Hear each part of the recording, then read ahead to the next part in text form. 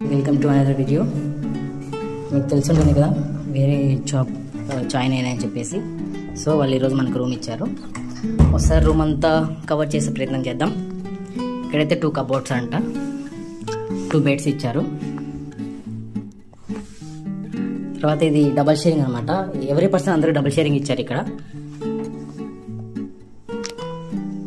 మీకు అర్థమైంటుంది అప్పటికి ఎక్కడ జాయిన్ అవుతుందని చెప్పేసి.